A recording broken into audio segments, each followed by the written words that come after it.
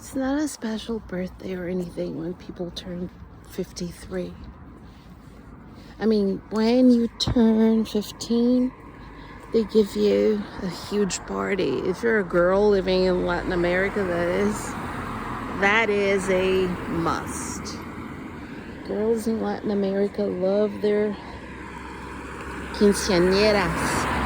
I had mine. It was huge.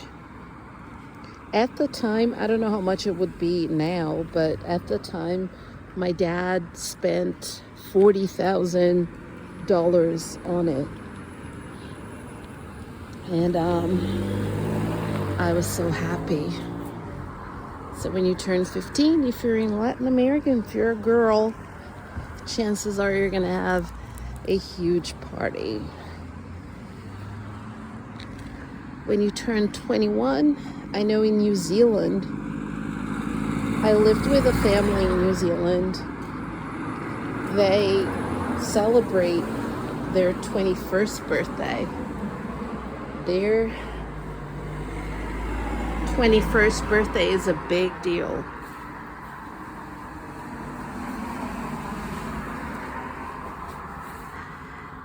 And in some cultures too, right? 18 is a big deal, right? And then the big 30. There used to be a time when 30 was old. Oh, now I'm old, right? Not anymore. Now people turn 30 and 40, they celebrate, and they're still young and happening. And then the big 50. In my case, the big 50 meant I'm halfway there, right? Because I wanted to live to be 100. And the reason why I wanted to live to be 100 is that I wanted to make sure I was here for as long as I possibly could with my mother. I wanted to go back to Brazil and be with my mother. I wanted to be around for my daughter. I still want to be around for my daughter. But now that mommy is no longer around, I almost feel like as long as I'm around long enough for my daughter to feel safe and to no longer need me, I just don't want her to go through all the suffering I went through losing my mom.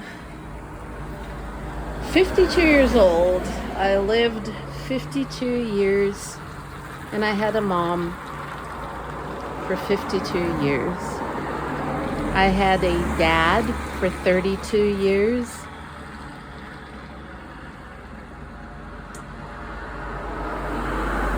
Well, almost.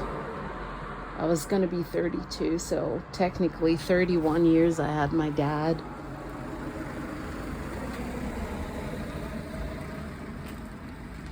And now I am an orphan. But I'm a grown-ass woman, so it doesn't matter, right? It doesn't matter as much. I mean, it matters. It matters in the sense that I miss my mom and dad, but I'm not an orphan like a helpless orphan from a book. I'm not Pollyanna. And people are like, what? Are you high? You are Pollyanna. No, I'm not Pollyanna from the book who didn't have her mom and dad and had to move in with her evil aunt. I mean, I have a couple of aunts, right, on my dad's side who haven't tried to even talk to me for years. But I do have 2 aunts on my mom's side. They're not evil. They're very nice people. To the point where I can say that they are people who have tried to talk to me, even though we haven't seen each other in so long. So no, I'm not Pollyanna. I'm not an orphan like Pollyanna in the book. I don't have my parents, but I'm a grown-ass woman. So I work, I take care of myself, I take care of my family, I take care of my students to the extent that I just take care of them like in a normal way. I'm not too close with them or anything because we're not allowed to have the students in our lives as if they were family like we do in Brazil. But I take care of them. So it still sucks not to have my mom, and she still took care of me till the very last year of her life. She was helping me. Like I needed to sign up for a conference online, and my brother forgot to send in the form, and I called my mom, and my mom fixed it for me. The whole point was to have my brother do it so my mom wouldn't have to worry about it, but he forgot, so my mom was happy to do it. We didn't always get along. Sometimes it was hard talking to her. She was very critical and sometimes judgmental. But she was also awesome, and I miss her so much. So turning 53 without her here, without that phone call on my birthday, the staple video call with my mom and my brother and his family, my niece and my sister-in-law. We might still have the call, but it won't be the same. I miss her. And I'm kind of mad at her for leaving. So I think the reason why I don't care so much about the 100 thing like I did before, like I want to live to be 100. I couldn't speak about anything else. I want to live to be 100. Now it's more like I want to live more than my brother. So if he wants to live to be 100, then I'll live to be 101. I don't want him to have to bury me, because if he has to bury me, the poor thing will have buried his entire immediate family, his mom, his dad, and then his sister. So now I want to stick around for as long as he's around, and I need to die after him. So if he lives to be 120, I'm gonna have to live to be 120 and a day. I don't know what I'm saying anymore. No one's gonna listen to this. I mean, why should they? I'm just rambling.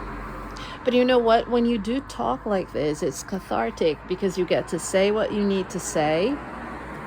Someone might listen to it and might learn a thing or two, so you might help someone with what you're saying. But if they don't, then it doesn't matter, because at least you said it. Talking to people is not always easy. And here in Norway, like I said, people are really nice for the most part. But the culture is different. I can't say these things that I just said on this video and be understood. When my dad died, I had someone tell me, yeah, you don't have a dad anymore. And they were criticizing me in a way, like they were criticizing me like, oh, you were over 30 years old. Why wouldn't you want to see your father hooked up to machines? Why would you? And I'm like, because it's traumatic. It's a traumatic experience. And this person was so... There are always so many judgmental people out there who don't understand me. I just don't feel like I'm free to express myself sometimes. So this is a good outlet. If someone listens to me, great. If they don't, oh well, at least I got to say what I wanted to say.